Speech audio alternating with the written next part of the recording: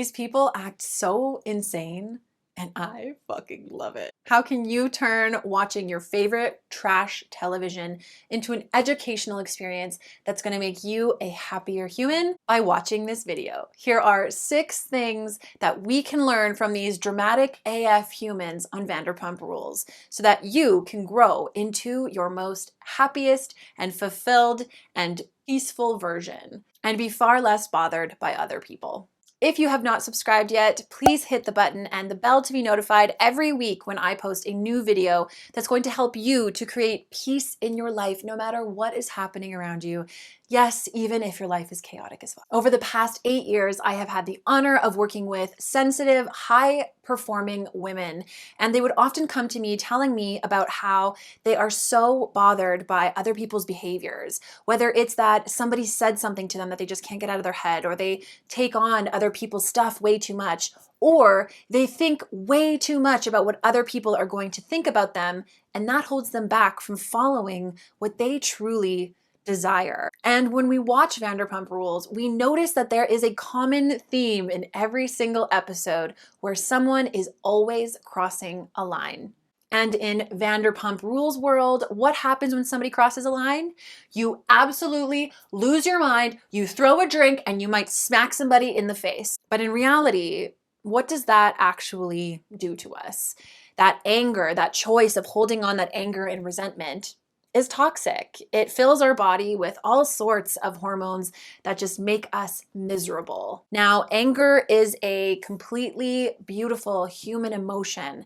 It is natural and it does serve you, but you are wasting it by throwing your anger towards other people. Instead, we need to use our anger as an indication of something that we need to look at within ourselves. Anger tells us when we have lost our power in some way, so we can use our anger to benefit us. For me, at one time in my life, what we're about to discuss felt like such foreign concepts to me because I grew up under the idea that when you're angry and you show your anger, that is strength. And that the louder you yell, the more that somebody should take seriously your reaction. But all that did was it led me to anxiety and depression and just honestly straight up misery. My life changed when I decided to take accountability for the way that I felt and to not put it on other people to solve my anger for me. And this is something that I have also guided my clients to do as well. So without further ado, let's get into it. Here are 6 things that we can take from Vanderpump Rules to create more peaceful lives for ourselves. Number 1, stop giving people so much of your energy. It is like a staple of reality television to have such absurd reactions towards something that somebody says.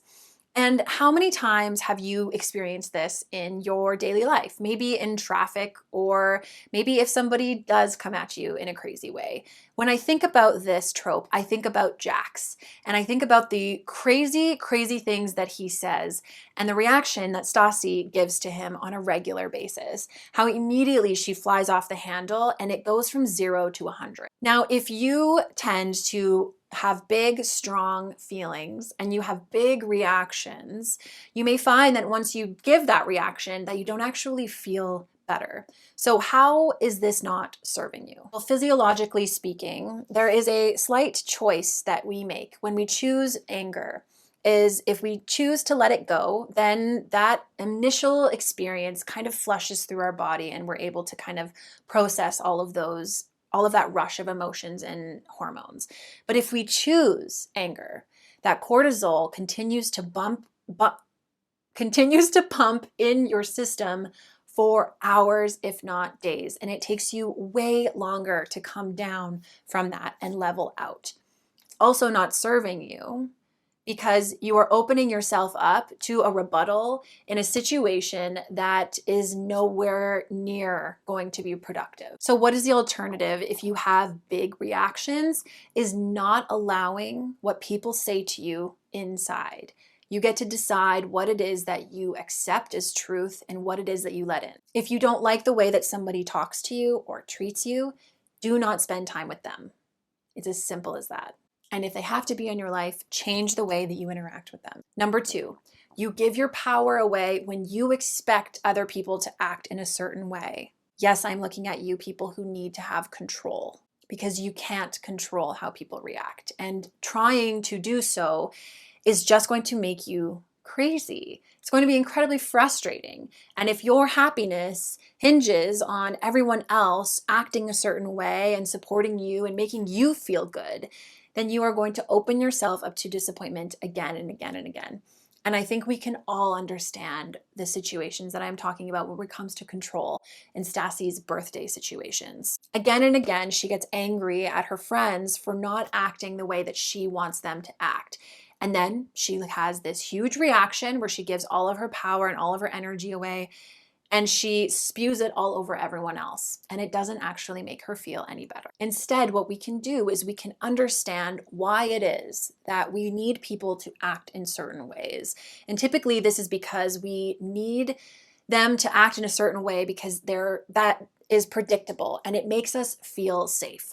So the question you need to be asking yourself is, can this person truly be trusted? And how can I make myself feel safe in this situation? When it comes to control, it's very much about safety. And number 3, it is never appropriate to throw a drink in someone's face. I don't care the circumstances, Tom. If you ever find yourself in a position where you want to beat the shit out of somebody or you want to pour a drink on somebody, that is a huge red flag that it is time to walk away from a relationship, to establish boundaries, or to change the way that you were interacting with somebody. If someone disrespects you in such a manner that you feel like that is the only way to get away from them or to level the playing field, that is a big opportunity for some deep reflection, because that is a wild choice. I don't understand if that ever happens anywhere else other than TV world, but it is not an option. If you are so angry at somebody that you feel this urge to really hurt them or disrespect them, this is going to tell you about 3 things. Number 1, you are already holding resentment towards this person from earlier. Number 2, this is a massive overreaction and it's 100% about you and not them. And number 3, this person could be dangerous to you. And if that's the case, I really do not recommend throwing a drink at somebody to get them to stop, because I have seen that and it went horribly wrong and ended up with my friend in the hospital. So it's important that you find another way to get away from a dangerous person. So instead of acting upon that impulse, I would really encourage you to walk away from the situation, as difficult as that is, and to contemplate your proximity to this person. What needs to change in your relationship in order for you to feel safe and comfortable? If you are vibing with this video, please hit the like button to let me know, because it helps so much in this world and I love to see when these things are resonating with you. And I'd love to hear from you in the comments. What is something that you can learn from Vanderpump Rules or maybe another reality TV show? Let's continue this conversation down in the comments. Number 4 of what we can learn from Vanderpump Rules to create more happiness and peace in our lives. And that is this: have conversations about how you're feeling or trying to resolve or try to bury the hatchet after you have already processed your feelings, not when they're spicy and hot. Because when we're fired up, we can say a lot of things that we cannot actually take back. If you're going in super heated, chances are that conversation is going to end super heated. If you still have a lot of feelings about it when you're having the conversation, that's completely fine. But what you want to do is just take the initial punch out. And so that might be you sleeping on it. That might be you journaling about it. That might be you coming and seeing a coach or an energy healer about it to help you release the anger and find your words. I don't know, just for example. And it's also really important that we keep these conversations confidential or one-on-one, because what often happens is somebody feels ganged up on, which will trigger a lot of old childhood wounding in them. And so that is only going to make the situation worse and more heated. So as much as a outing party is so much fun, we want to stay away from confronting people in public settings where they will be embarrassed, because that will most of the time end up very, very poor. If you struggle to have difficult conversations, I hear you, but that is definitely not a reason for you to avoid them or to do them from a place of anger, when you're motivated by anger, and you're so upset because you've let something fester for so long that finally you have to take action. What I would suggest is engaging in an energy clearing practice before you have the conversation with the person. And now, if you're interested in that, just give me a comment below and I would be happy to send it on over to you. Now, what we can learn from Vanderpump Rules number 5 is that when you're screaming at someone, it's not about them. It's actually about you. Most likely you are projecting your feelings onto that person. Now, this is outside of any sort of like reactions for, your safety being threatened or somebody actually saying something that would put you at risk.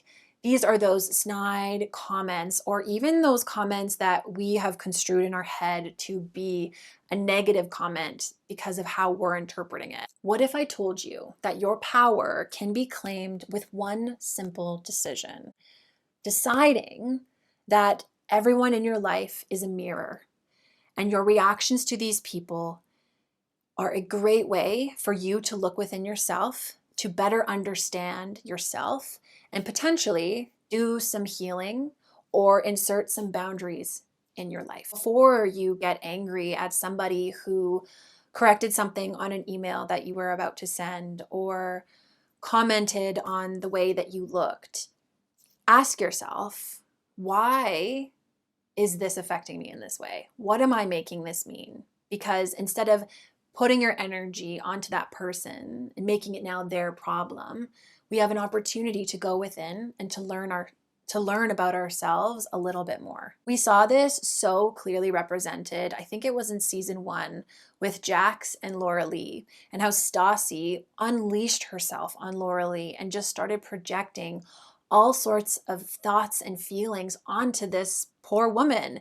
And really, if you paid attention to the things that she was saying, it was very much a mirror back to herself, her pointing fingers about her anger, about the way that she allowed herself to be treated, and the way that she felt betrayed by this motherfucker sitting across from her. Now, this is not to say that you are to blame for anything, but it is a way more empowering place to be for us to take accountability for the way that we are reacting to things.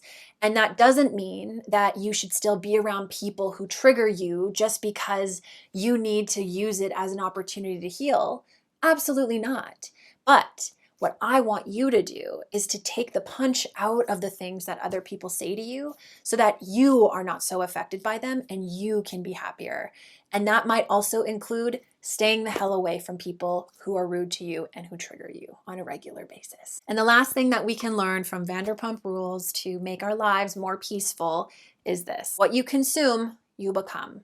I started noticing when I was binge watching this series that my dreams became really aggressive, and I was almost like walking around places expecting to see drama all over the place. And I felt the same way when I was watching like Breaking Bad and things like that. It really started to affect my mood. And so I think that's really important for us to remember that what we watch absolutely affects us for a variety of reasons. Energetically, the way that our brain works, and what becomes normalized with what we are viewing. So that is not to say that you should not watch your reality TV show, but if you notice yourself being affected by watching it, it's okay to take a step back and to really notice it. You're not crazy if you are negatively affected sometimes by watching certain programs. If you're struggling to understand your anger or to let go of your anger, or to not be so affected by other people in your life and the things that they say, I would love to help you. I have a free transformation waiting for you. It is a 3-part series called Anxiety Alchemy, and it's going to help you to begin to release this anger that you're feeling right up at your chest. It's going to help you to transform the beliefs within you that are triggered when people say things to you. And then it's going to help you to step into more confidence so that you can go out into the world and not be so worried about what other people are thinking because you are so confident about yourself. If you're excited to join that, you can find the link in the description box below. Thank you so much for being here with me for this video. I so appreciate it. If you liked this, please let me know by hitting the like button. And If you haven't already, please subscribe so that you can receive tips on how to create peace in your life no matter what, each and every single week. And when you are ready, watch this video next.